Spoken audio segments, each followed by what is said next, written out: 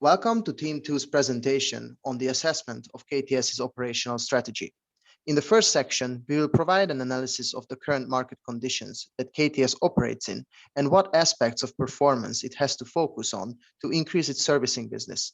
The second part will focus on the detailed evaluation of the potential of the total service model and the implications for the adaptation. Finally, we will provide recommendations on how KTS's existing operational strategy could be modified to better prepare the company for long-term changes in its industry. Using the data provided by KTS, we found that the market is a relatively stable one, with a total contract volume forecasted to grow 33% year on year. The data also shows that the majority of KTS contracts originate from the domestic segment. Although the number of domestic contracts is projected to grow, the revenue generated will decrease by 6%. However, this will be offset by the combined revenue increase of 5% in the business servicing and design segments and will result in an overall increase in total revenue. Operationally, KTS focuses on different aspects of the performance depending on the segments it caters to. Domestic clients value the flexibility of service scheduling while seeking robust and lasting repairs. Business clients are looking for detailed reports on repairs that provide added value for improving their energy management processes while also requiring in-depth guidance in operating and understanding their systems. To pinpoint the pivotal aspects of performance, we have prepared an operation strategy matrix, which provides a clear overview of the current performance objectives for the operational decision areas. The analysis shows that the pivotal points primarily involve the capacity and process technology areas, and KTS should focus on improving these if it wants to acquire more servicing business. Combining the top-down and bottom-up perspectives enables the company to identify a concrete strategic goal to improve its performance in the key areas identified previously. To expand the current servicing business and to address the major pain points of the customers, KTS should focus on addressing the reduction of waste in its current processes, such as scheduling of technicians or establishment of clear KPIs both at the organizational and personal levels. We believe that this operational strategy focus will allow the company to grow its domestic and business servicing segments. We have evaluated the potential of offering the total service model and identified what effects it would have on the major operational decision areas. The implementation would allow the company to build new capabilities for running an end-to-end service model. If implemented correctly, the new model would offer a robust service offering that business clients are looking for, immediately differentiating KTS from its competitors in the market. This differentiation can provide a type of competitive advantage that can be exploited to drive growth. Capacity and supply networks would most likely benefit the most from the new model. With the introduction of the new model, KTS should factor in that it currently lacks the proper know-how on how to manage complex HVAC systems. Making this commitment would also mean a shift towards a niche business segment, which would require the realignment of resources and the potential loss of contracts from the domestic market. The service model change would be capital intensive and substantial funds will have to be invested in acquiring know-how and new equipment. Process technology and development organization would have to be improved to increase the chances of success. Enrique will now take you through our analysis and provide you with insights to the potential of the HVAC offering. Thank you, Istvan. So as Istvan just mentioned, those potentials of activity really have a much broader scope. When we look at the full service offering, we wanted to take a step back and look at the new ecosystem and new market we actually would be entering. And we started by looking at the full facility management ecosystem, where we currently, from an operations perspective, sit within the business aspect, only within the maintenance service of HVAC. So really going into installation, service, and maintenance.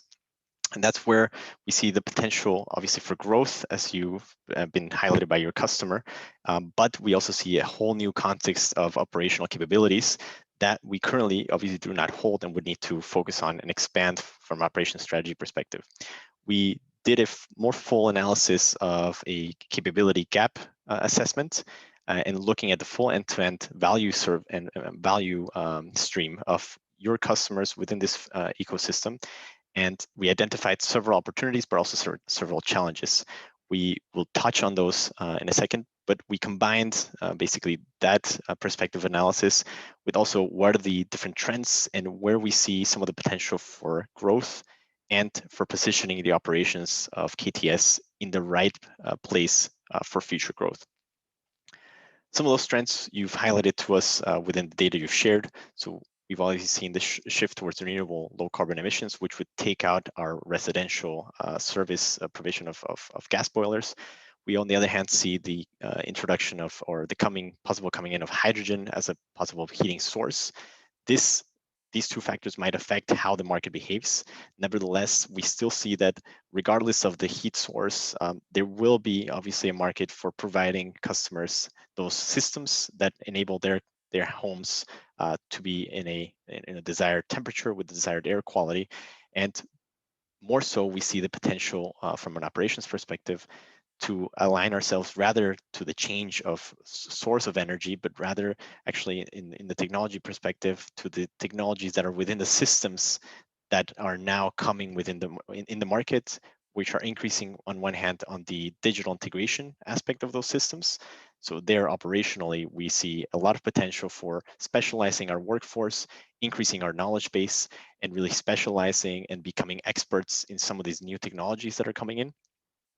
And on the other hand, this integration aspect is also being demanded by the customer, not only coming in from the technology side, but the customers themselves, especially business customers who are looking for smarter solutions within their HVAC systems. And their integration is also a key aspect. So we see a lot of the operation shifting towards this new perspective.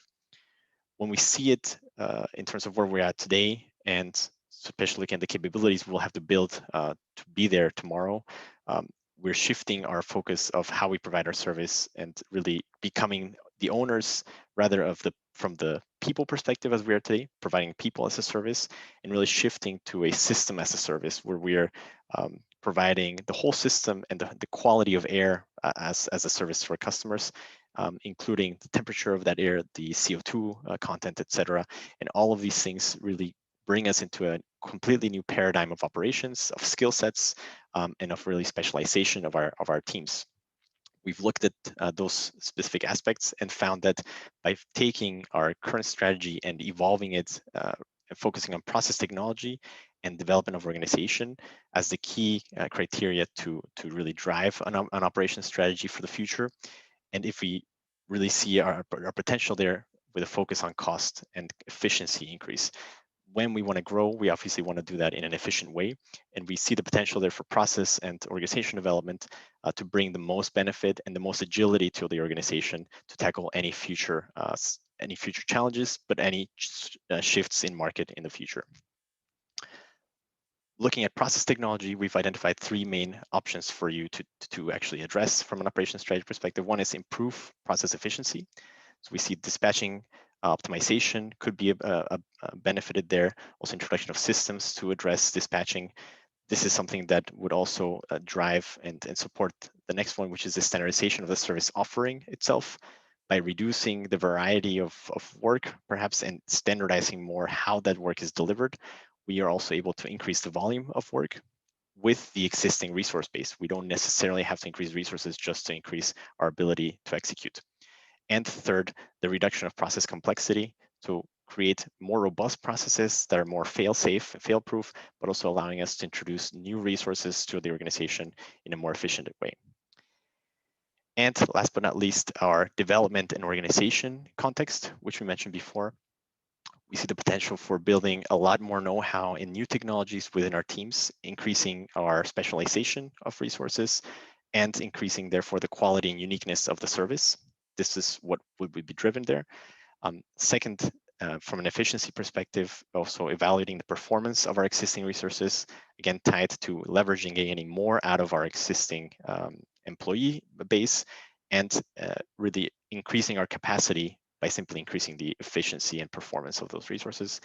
And last here, the revision of our existing org structure, which will likely have to change to support the new context of operation. As we see specialization coming in, as we see process standardization coming in, we'll see new roles that are specialized, and those specialty roles will most likely want to live in a new organizational structure and will want to allow those organizational entities to grow and expand as the capabilities are introduced. So we should start preparing in this org restructure. We'd like to thank you for your time. We hope what you've heard today is useful in defining your operations strategy, and we look forward to working with you perhaps in the next step in an operations management context. Thank you.